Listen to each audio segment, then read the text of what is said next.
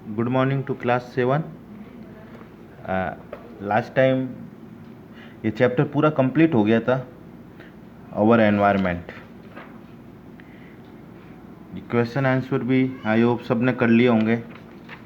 कुछ स्टूडेंट ने मेरे को वापस इमेज भी भेजा था, सबके लिए गुड एक्टिविटी। लेकिन जिसने नहीं भेजा वो थोड़ा सा ध्यान दे के कंसंट्रेशन दे पढ़ाई के बारे में, नहीं तो आपका बेसिक कमज़ोर हो जाएगा और आने वाली क्लासेज में आपको इसका लॉस उठाना पड़ेगा, क्योंकि 8th क्लास जो है वो 7th का ही बेस है। इसलिए अब ये इस चैप्टर में मैं लास्ट में आपको वापस इसका रिव्यू करता हूँ। आज का सेशन में मैं इसका रिव्यू ही करूँगा और आपको शॉर्ट में इसको मैं पढ़ाऊँगा, जो उन बच्चों के लिए जो जिसने लास्ट के वीडियो सही ढंग से नहीं देखे हैं। आवर एनवायरनमेंट, सबको पता है कि जो एनवायरनमेंट क्या होता है। एनवायरनमेंट वो चीज़ होती है system of the interaction between the natural system and social system, मतलब ह्यूमन की नीड्स को एनवायरनमेंट के साथ में सेट करना, मतलब उसके साथ में बैलेंस करना। The word environment as originated from the French word environ, ये फ्रेंच वर्ड एनवायर से लिया गया है, जिसका मतलब होता है सराउंडिंग। सराउंडिंग मतलब चारों तरफ, एंड मेंट मतलब actioning. The term environment etymological means surrounding, मतलब जो हमारे आसपास का जो भी वातावरण है उससे रिलेटेड ये वर्ड लिया गया है, उसी चीज़ को ये एनवायरनमेंट बोला गया है। Geography deals with the various component of the environment. Geography only ऐसा नहीं है कि एनवायरनमेंट के ऊपर ही डिपेंड, इसमें अलग अलग तरह के बहुत से सेगमेंटेशन होते हैं। It also studied the inter relationship between human beings and their environment. Is very important, human beings and their environment.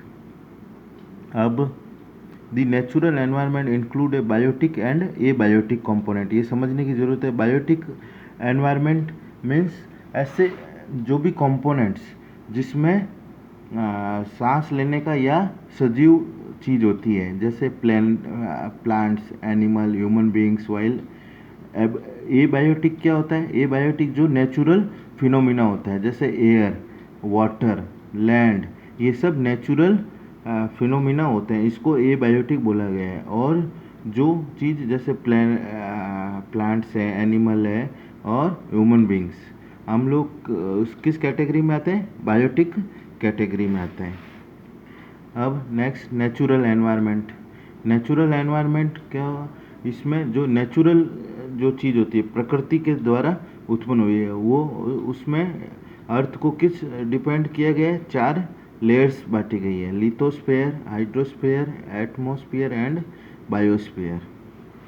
Lithosphere means word को समझे, जैसे लिथोस्फेयर मतलब सबसे ऊपर की सतह, crust of the rock forming the surface of the earth, surface of the earth, इसको क्या बोलते हैं? लिथोस्फेयर बोला जाता है। और नहीं तो इसको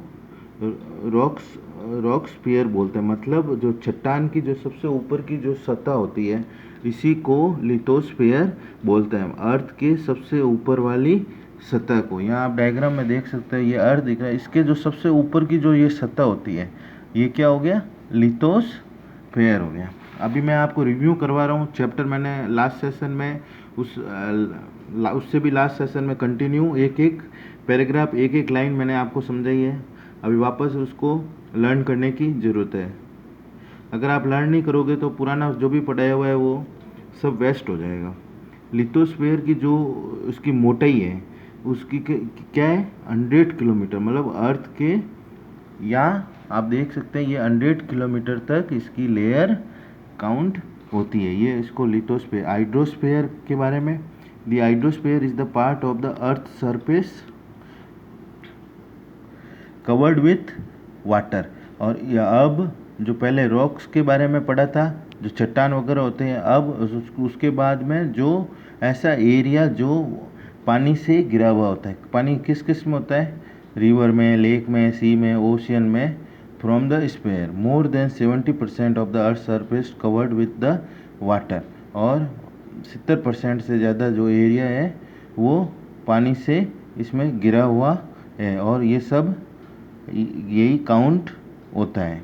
इसको हाइड्रोस्फीयर कहते हैं। हाइड्रोस्फीयर जैसे नाम क्या हो गया, हाइड्रोस्फीयर। हाइड्रो मतलब H2O, और वाटर का क्या फॉर्मूला होता है, वाटर का जो फॉर्मूला होता है H2O, इसलिए इसको हाइड्रोस्फीयर बोला गया है।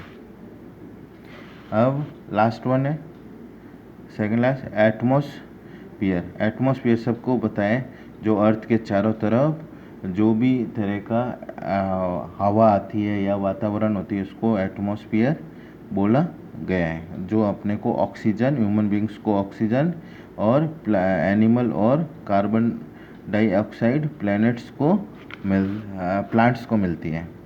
Next, biosphere. बायोस्फीयर के बारे में मैंने लास्ट सेशन में बताया था। Life exist in zone where land, water and air contact each other.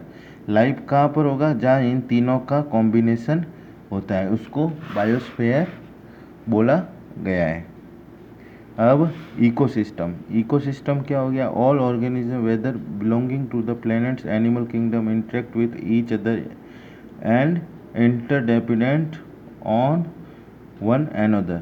मतलब कोई भी चीज़ को, वातावरण को बैलेंस करने के लिए not only one dependent but also depend on all things like this. Ecosystem मतलब एक बैलेंसिंग चेन, जिसमें चैन जब भी होगा। ऐसा नहीं कि कोई एक ही चीज़, सिर्फ पानी पानी वाटर वाटर हो तो आदमी जी पाएगा, सिर्फ एयर एयर होगा तो जी पाएगा, ऐसा नहीं है। सबका एक बैलेंस होना ज़रूरी है, ये इकोस्फीयर है।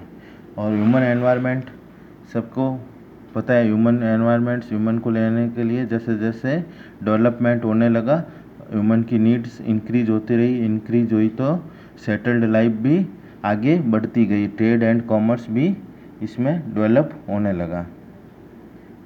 आई होप ये सब आपको वापस लर्न हो गया होगा। आपको अभी होमवर्क में आपको इस बार सिर्फ ये आपको वापस से वार्म अप करने हैं। सेकंड टाइप आपको वार्म अप करना है। Thank you.